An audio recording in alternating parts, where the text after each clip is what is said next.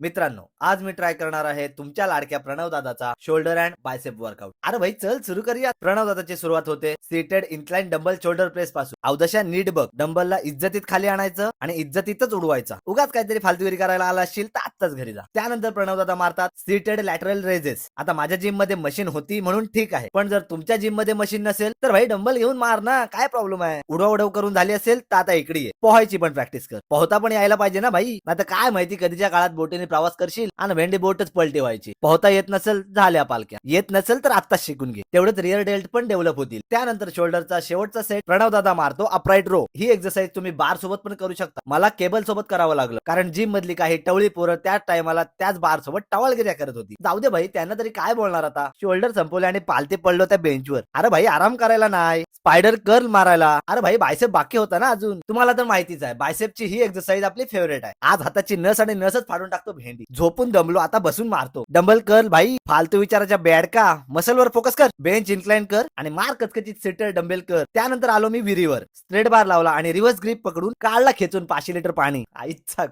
आजची कॉमेंट्री मला double meaning का वाटते भाई. एनिवेज ते सर्व बाजूला ठेवा, वर्कआउट वर फोकस करा. व्हिडिओ आवडले असेल तर वर्कआउट नक्की ट्राय करा आणि अशाच आणखीन मजेदार वर्कआउट साठी आपल्या भावाला फॉलो करा. तोपर्यंत आलोच पुढचा वर्कआउट घेऊन.